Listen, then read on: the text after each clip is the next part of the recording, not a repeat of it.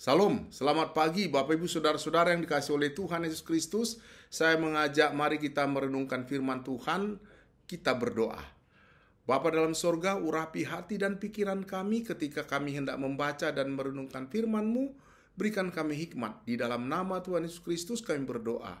Amin. Bapak Ibu Saudara-saudara, ayat firman Tuhan yang menjadi dasar renungan kita terdapat di dalam kitab Yakobus pasal 1 ayat yang kedua sampai ayat yang ke-8. Dan ayat yang menjadi sorotan firman Tuhan adalah pada ayat yang ke-8 yang berbunyi demikian. Orang yang mendua hati tidak akan tenang dalam hidupnya. Dari bacaan ini saya mau mengambil judul hikmat dalam ketekunan. Bapak Ibu Saudara-saudara, surat Yakobus ini ditujukan kepada orang Kristen Yahudi yang tersebar di berbagai macam tempat karena penganiayaan. Mereka menghadapi berbagai macam pencobaan dan kesulitan dalam hidup mereka. Dan Yakobus menulis surat untuk menguatkan iman mereka serta memberikan nasihat praktis bagaimana mereka harus hidup sebagai orang percaya.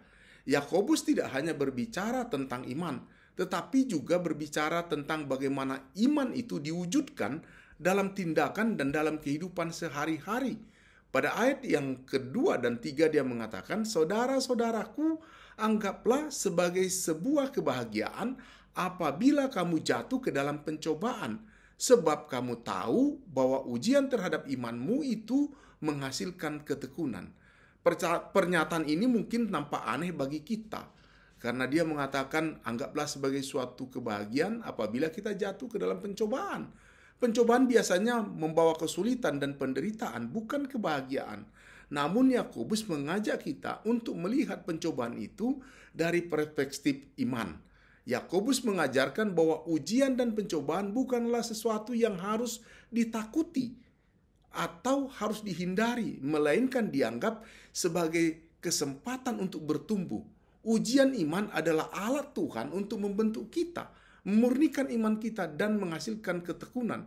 Kita bisa melihat dalam contoh di Alkitab kisah Ayub, seorang yang diuji dalam pencobaan yang luar biasa beratnya. Ayub kehilangan segala sesuatu yang dia miliki, termasuk harta, keluarga, dan kesehatannya. Namun, melalui semua penderitaan itu, Ayub tetap teguh dalam imannya kepada Tuhan. Ketekunan Ayub akhirnya menghasilkan pemulihan yang luar biasa dari Tuhan yang memberkati hidupnya, lebih daripada yang sebelumnya. Pada Ayub pasal 42 ayat yang ke-10 sampai ayat yang ke-17. Bapak Ibu Saudara-saudara, dalam hidup kita ketika kita menghadapi permasalahan, kita seringkali merasa tertekan dan kita seringkali merasa kehilangan pengharapan. Namun Yakobus mengingatkan kita bahwa setiap pencobaan adalah peluang untuk memperkuat iman kita. Dengan sikap yang benar, kita bisa melihat pencobaan sebagai cara Tuhan untuk memurnikan iman kita dan membuat kita lebih kuat di dalam Dia. Dengan iman kita dapat menghadapi setiap pencobaan dengan penuh sukacita karena kita tahu bahwa Tuhan sedang bekerja di dalam kita. Yang kedua dari bacaan ini adalah Yakobus mengajarkan bahwa kita jika kita merasa kekurangan hikmat, maka kita harus memintanya kepada Tuhan, meminta hikmat kepada Tuhan. Dan Tuhan akan berikan dengan murah hati dan tidak membangkit-bangkitkan. Hikmat adalah kemampuan untuk dapat melihat segala sesuatu dari perspektif Allah dan membuat keputusan kita menjadi keputusan yang benar. Yakobus juga menekankan bahwa kita harus meminta hikmat dengan iman tanpa ragu-ragu atau mendua hati. Kita bisa melihat contohnya seperti Raja Salomo ketika dihadapkan pada tanggung jawab yang besar sebagai Raja Israel. Dia meminta hikmat dari Tuhan untuk memimpin umatnya dengan adil. Tuhan tidak hanya memberikan hikmat, tetapi juga memberkati Salomo dengan kekayaan dan kehormatan yang luar biasa. Di dalam 1 Raja-Raja pasal 3, ayat 5-14, Bapak Ibu Saudara-saudara, ketika kita diperhadapkan kepada keputusan penting atau situasi yang sulit, kita mungkin merasa bingung atau tidak tahu harus berbuat apa. Namun Tuhan mengundang kita untuk datang kepadanya dan meminta hikmat. Dalam iman, kita percaya bahwa Tuhan akan memberikan kita wawasan dan pengertian yang kita butuhkan untuk membuat keputusan yang benar. Dengan hikmat dari Tuhan, kita dapat menjalani hidup ini dengan bijaksana dan penuh keyakinan. Pada yang ketiga, Yakobus mengatakan jangan bimbang dan mendua hati. Pada ayat yang ke-6 dan ayat yang ke-8, Yakobus memperingatkan kita untuk tidak bimbang dan mendua hati. Orang yang mendua hati tidak tenang dalam hidupnya.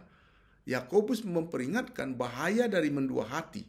Pada ayat yang ke-8 dia katakan orang yang mendua hati tidak akan tenang dalam hidupnya. Mendua hati berarti bimbang, tidak yakin, dan mencoba memegang dua hal yang bertentangan sekaligus. Iman kepada Tuhan dan bergantung pada diri sendiri atau dunia. Mendua hati berarti tidak sepenuhnya percaya kepada Tuhan, dan ini menyebabkan ketidakstabilan dalam hidup kita. Kita bisa melihat contoh bangsa Israel yang seringkali mendua hati dalam perjalanan mereka di padang gurun. Ketika menghadapi kesulitan, mereka meragukan Tuhan, bahkan ingin kembali ke Mesir, tempat mereka dulu diperbudak. Dalam Keluaran pasal 14 ayat 10-12, sikap ini menghalangi mereka untuk sepenuhnya dapat mengalami berkat Tuhan dan mengakibatkan mereka harus mengembara di padang gurun selama 40 tahun.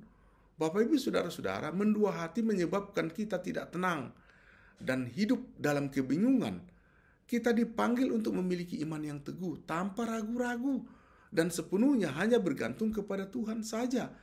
Dengan iman yang kuat, kita dapat menghadapi tantangan hidup dengan tenang dan yakin bahwa Tuhan akan menuntun kita.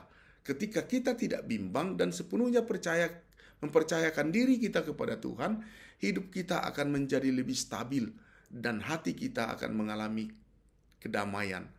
Bapak Ibu Saudara-saudara yang dikasihi oleh Tuhan, Yakobus mengingatkan kita akan pentingnya iman yang teguh dan hikmat dari Tuhan.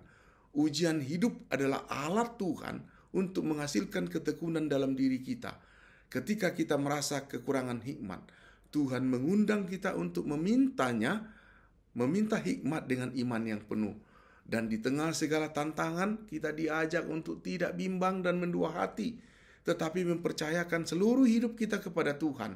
Dengan iman dan hikmat, kita dapat menjalani hidup ini dengan penuh sukacita, dengan penuh ketenangan dan keyakinan dalam kasih dan penyertaan Tuhan. Tuhan kiranya memberkati kita. Demikian firman Tuhan, terpujilah Kristus, amin. Mari kita berdoa. Firman-Mu yang kembali meneguhkan kami bahwa segala pencobaan yang kami hadapi adalah jalan Tuhan untuk mendewasakan kami. Biarlah kami mendapatkan hikmat Tuhan dengan iman. Kami bersyukur di dalam nama Tuhan Yesus Kristus kami berdoa. Amin. Demikian Bapak Ibu Saudara-saudara, kiranya kita menghadapi hidup ini, mengawali hari ini dengan penuh sukacita. Tuhan memberkati. Salam.